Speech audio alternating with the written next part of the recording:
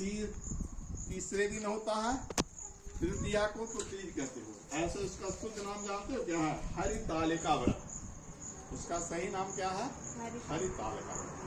अब इस हरितालिका व्रत कल तुम लोग उपवास में रहोगे। आज सत्संग का दिन है, आज मंदिर आए हो तो सुन लो। हिमालय राज की एक बेटी थी जिनका नाम था पार्वती। पार्वती जी जब जन्म लिए, कोई भी बाल बच्चा जन्म लेता है तो हम लोग पंडित जी से दिखवाते हैं कि पंडित जी कैसा होगा।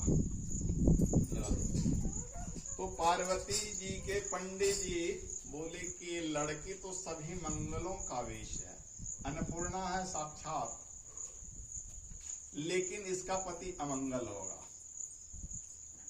पति अमंगल होगा, इसका पति को न घर द्वार रहेगा, न अपना मकान रहेगा, न पहनने के लिए वस्त्र रहेगा।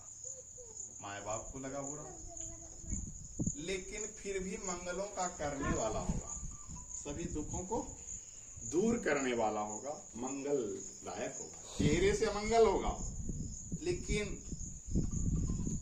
उसके नाम लेने से बड़े बड़े विघ्न टल जाएंगे।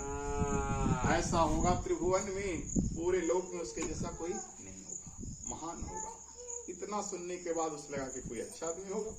माता पिता को संतोष हुआ कि चलो बड़ी छठी कर दिया गया। पार्वती जब सरेख हुई कुछ दिनों की, आज के जैसा 26-28 में कानून नहीं था, पहले शादी 10-12 साल में लड़कियों की शादी हो जाती थी। तो पार्वती जी को फिर हस्तरेखा देखे नारद जी।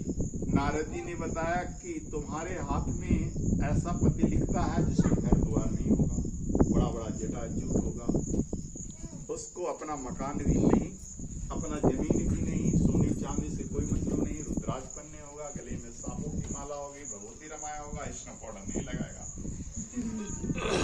सखिया सुन के तो जल गई, लेकिन पार्वती माता शक्ति थी, देवी दुर्गा का अवतार थी, मनी मनी खुश हो रही थी कि मेरा पति कौन होगा वो तो जानती थी। फिर भी बच्ची थी, मनुष्य का रूप धारण करके आई थी, तो बोली गुरुजी बताओ तो वो कहाँ मिलेगा, क्या करना होगा उसको पाने के लिए? तो बड़ी तपस्या करना होगा। पति तो ऐसा मिलेगा, लेकिन वो भी साधारण नहीं है, तपस्या करोगे तब मिलेगा। बोला कि करेंगे तपस्या, पति तो त्रिभुवन पति होगा ना। तो हाँ वो तो सही है, सभी अमंगलों को हरने वाला, मंगल करने वाला, लेकिन अमंगल वेशभूषा वाला होगा। तो बता दो कि उसका नाम क्या होगा। गुरुजी बता दो। पार्वती के गुरुजी कौन थे? नारद जी। तो बोले उसका नाम शिव महादेव है, उसके समान कोई और दूसरा नहीं। पार्वती जी शिव जी की तपस्या करने लगी, शिव जी की तपस्या करने लगे।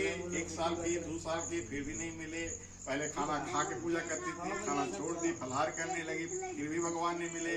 तो पत्ता खाकर फिर पत्तों छोड़ दी, निराहार रहने लगी, जल पर रहने लगी, फल मूल भी छोड़ दी, फिर वायु माने हवा पर रहने लगी, वो भी छोड़ दी। किसी ढंग से शिव जी तो मिल जाए, शिव जी फिर भी नहीं खुश हो रहे हैं। शिव जी तो एकदम आंख मूंद के ध्यान लगा के समाधि में चल गए थे। सारे देवताओं में त्राहि त्राहि मच गया कि इतना कठोर तपस्या कर रही है, फिर भी शिव जी खुश नहीं हो रहे हैं, इसलिए पार्वती की सहायता करनी चाहिए।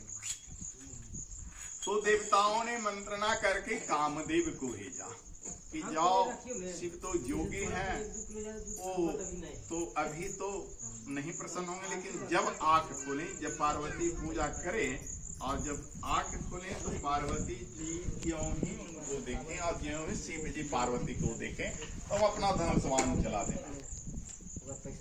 कामदेव का यही काम होता था। अब बिना काम के नहीं होता। लड़का लड़की पर मोहित हो, लड़की लड़का पर मोहित हो, ये काम कराना कामदेव का काम है। और एक कामदेव ताक में था, ऊपर बैठ गया, उसका दोस्त है बसंत ऋतु। बसंत ऋतु को साथ लेकर गया, सब जगह हरियाली छा गई। और ज्यों ही भगवान शिव खोले आंख, देखे खूब सुंदर लड़की है। सुंदर देख के सब कोई विचलित होता है। कुछ क्षण के लिए भगवान का भी मन विचलित हुआ, लेकिन भगवान थे, साधारण इंसान तो नहीं थे कि उसको पकड़ लेते, वो तो भगवान थे। बोले कि महान जोगी, महान शक्तिशाली को कौन विचलित किया है? आंख मूंद कर देखे तो पेड़ पर बैठा था कौन? कामदेव। कामदेव ने बाण चला तो उन्होंने तीसरा नेत्र खोल दिया, तीसरा नेत्र खोल दिया, तब कामदेव जलकर स्वाहा भस्म हो गया। अब तो पूरे सृष्टि में त्राही त्राही मच गई। देखो 4 चीज धरती पर भगवान ने भेजा है। धर्म, पहला धर्म करो, पूजा करो। दूसरा अर्थ, रुपया पैसा कमाओ, ये भी जरूरी है। तीसरा नंबर काम का है। काम अगर नहीं हो तो इंसान क्या हो जाएगा? बंजर भूमि हो जाएगा। काम से ही बेटा पैदा होता है, काम से ही बेटी होता है। काम है तो ही लड़की लड़का की तरफ, लड़का लड़की, यानी स्त्री पुरुष की तरफ। इसलिए काम बुरा नहीं है। काम को लोग बुरा मानते हैं, लेकिन काम बुरा नहीं है। काम बुरा तब है जब पाप की ओर जाए। पाप कहते हैं अनैतिक, अधर्म को। लेकिन काम जो धर्मयुक्त हो, पति को पत्नी की तरफ प्रेम करना चाहे, पत्नी को पति से प्रेम करना चाहिए। तो काम जल गया तो त्राही त्राही मच गया, रति रोने लगी। भगवान शिव ने वरदान दिया कि जाओ, मैं तुमको वरदान देता हूं, काम जिंदा होगा लेकिन शरीर में अब नहीं रहेगा। काम शरीर में नहीं रहेगा। काम का दूसरा नाम होगा मनोज, मन में रहेगा। हर आदमी के मन में रहेगा, क्योंकि काम नहीं रहेगा तो इंसान नहीं रहेगा, पति पत्नी नहीं रहेगा, बाल बच्चे नहीं होंगे, पूरा सृष्टि खराब हो जाएगा। तो भगवान ने वरदान दिया, जाओ तुम्हारा पति जीवित रहेगा, लेकिन जैसा ये शरीर है वैसा शरीर नहीं मिलेगा, वो मन मिलेगा। इसीलिए काम जब भी उत्पन्न होता है, किसी के मन में आकर्षण उत्पन्न होता है, तो कहाँ से उत्पन्न होता है? मन से उत्पन्न होता है। किसी स्त्री को जब हम देखते हैं तो पहले विकृत कौन होता है? मन होता है। स्त्री जब किसी पुरुष को देखती है, जाओ बैठो आओ, तो पहले कौन कहाँ चलाया होता है? मन में। इसलिए कामदेव का नाम क्या पड़ा? मनोज। और एक नाम क्या है? मदन। वो जब भी उत्पन्न होता है तो मन से भगवान फिर भी बोले कि मन से तो उत्पन्न होगा, लेकिन वो मेरा पति कैसे होगा? उसको पकड़ेंगे कैसे? उससे चूमेंगे कैसे? स्त्री को जो होता है ना, प्रश्न किया तो बोला कि बेटी तुम्हारा भी पूरा होगा।